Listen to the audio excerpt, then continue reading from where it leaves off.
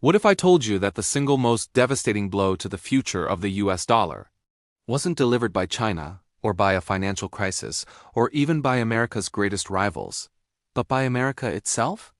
What if I told you the moment world leaders proudly announced that Russia was cut off from SWIFT, the global financial order quietly shifted, and the era of unquestioned US dominance officially began its slow, irreversible decline?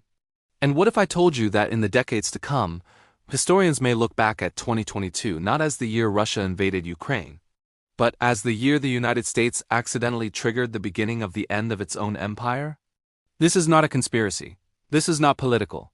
This is cause and effect. A decision meant to punish one nation instead pushed dozens of nations to rethink their future. A sanction intended to cripple Russia instead scared the world into building a financial system where the dollar is no longer the center. And tonight, on History of Finance, we're diving into the most misunderstood financial turning point of the 21st century. How cutting Russia from SWIFT didn't just shift the world order, it shattered the foundation that kept the dollar king. But before we get to the collapse, you need to understand the illusion.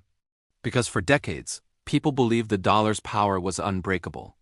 They believed America's financial dominance was permanent. They believed SWIFT was neutral. They believed the global financial system was stable. They were wrong. And the moment the US and its allies pulled the SWIFT trigger, the world realized something that changed everything. If this can be done to Russia, it can be done to anyone. And no country, no matter how loyal, friendly, or neutral, wants its entire economy to depend on the political mood of another government. The shift didn't happen overnight, but it began that night. To understand how we got here, we need to rewind. Not to 2022.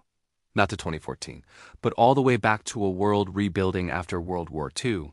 When the global economy was shattered, empires had collapsed, and the United States emerged as the only superpower capable of rebuilding the world. It was in this moment that the dollar became not just a currency, but the bloodstream of global trade. Nations didn't choose the dollar because they loved America. They chose it because they had no alternative. The US was stable, wealthy, powerful, and capable of backing its currency with gold. But everything changed in 1971, when Richard Nixon ended the gold standard. Suddenly the dollar was backed by one thing only: trust. Trust that the US economy was strong. Trust that the US financial system was safe. Trust that the US would not weaponize global finance for political goals. This is a crucial detail because the dollar's strength was never military, it was confidence. The world believed the US system was neutral, predictable, and safe. And then came the petrodollar deal. Saudi Arabia agreed to sell oil only in dollars, ensuring every country on earth needed dollars to survive. It was brilliant. It was powerful. And it cemented the dollar's throne. But it also created a hidden vulnerability. Because the moment the world found a reason to question its dependence on the dollar, the moment an alternative started to seem necessary, the entire system could begin to unravel. That reason arrived quietly in 2012. When Iran was cut off from SWIFT, their economy collapsed so dramatically that many nations took notice. SWIFT was supposed to be a neutral financial network. But suddenly, it was a weapon. Countries didn't say it publicly. But behind closed doors, they began asking dangerous questions. What happens if we are next? What if the global financial system is no longer neutral? What if our reserves can be frozen? What if the dollar is not a safe foundation, but a point of vulnerability? Still, they didn't act. Not yet. Fast forward to February 2022. The world watches as Russia invades Ukraine. The West responds instantly with a punishment unprecedented in modern history. Russia is cut off from SWIFT. Russian reserves are frozen. Russian banks are shut out of the dollar system. The world cheers. The media celebrates. Politicians declare victory. But something strange happens. The Russian economy doesn't collapse. The ruble doesn't disappear. And Russia doesn't fold. Instead, something far more shocking happens. Countries around the world begin reducing their dollar reserves. BRICS begins expanding at the fastest rate in its history. Saudi Arabia begins discussing oil sales in yuan. China expands its own SWIFT alternative. India starts buying Russian oil outside the dollar system. Countries who were never allies suddenly align not with Russia but with independence. The message was clear. If the West could freeze Russia's reserves, then no country's reserves were truly safe. And when safety disappears, trust disappears. And when trust disappears, the foundation of the dollar collapses. The United States didn't just sanction Russia. It unintentionally revealed that the global financial system is not neutral. And that revelation triggered the greatest shift in global economics since the fall of the British Empire. In the months that followed, the world witnessed something truly historic, though most people didn't notice it at the time. Central banks began buying gold at rates unseen in 55 years. Not because they liked gold, but because they needed something outside the Western financial system. Countries accelerated the creation of alternate payment networks. Banking systems in the Middle East, Asia, and Africa began connecting without using SWIFT. The world's largest energy exporters began trading in currencies other than dollars. Saudi Arabia, the cornerstone of the petrodollar system, made a move nobody thought possible. It signed agreements with China, India, and Brazil that did not require dollars. One by one, the pillars holding up the dollar were quietly pulled away. And the most shocking part? America couldn't put them back. Because the moment trust breaks, there is no policy, no speech, no interest rate, no negotiation capable of restoring it.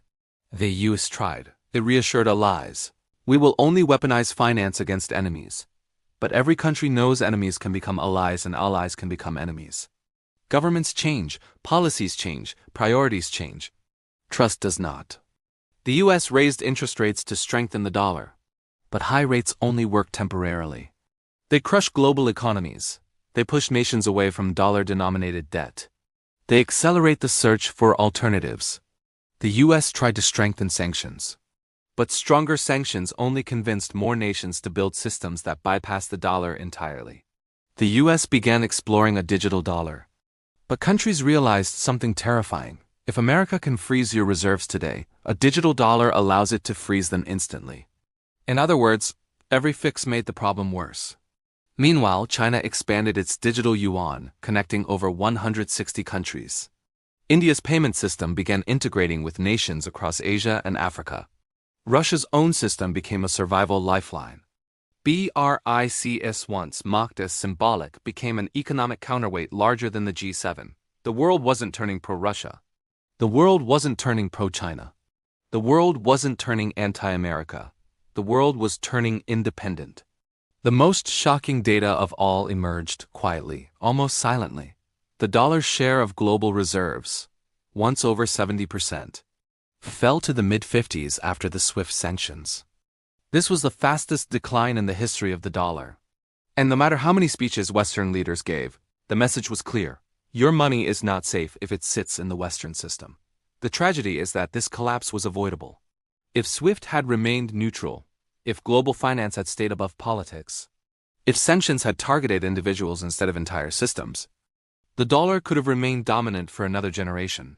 But once a tool becomes a weapon, the world begins looking for armor. And by the time the US realized the consequences, it was too late. Alternatives had been built. Alliances had shifted. New systems had launched. Trust had shattered. Empires rarely fall because of war. They fall because of decisions that seem powerful in the moment but create irreversible vulnerabilities later. The British Empire fell after World War I when it weaponized its currency. The Dutch Empire fell when trade shifted to rising rivals. Rome fell when its financial system lost trust. And now, the United States faces the same pattern, not because it is weak, not because rivals are stronger, but because trust, the invisible force that held the dollar's throne, was damaged in a single moment. When historians look back on the 21st century, they will not say the dollar declined because China rose. They will not say the dollar declined because BRICS grew. They will say the decline began the moment the world realized its financial safety depended not on economics, but on politics. And that realization happened the day Russia was cut from SWIFT. This is not a prediction of collapse. The dollar is not disappearing. It will remain powerful, relevant, and widely used, but it will no longer be the only option. It will no longer be the unquestioned foundation. It will no longer be the global monopoly. The world is entering a multi-currency era where power is shared, not dominated. And it all began with a decision meant to punish one country, but that instead transformed global finance forever.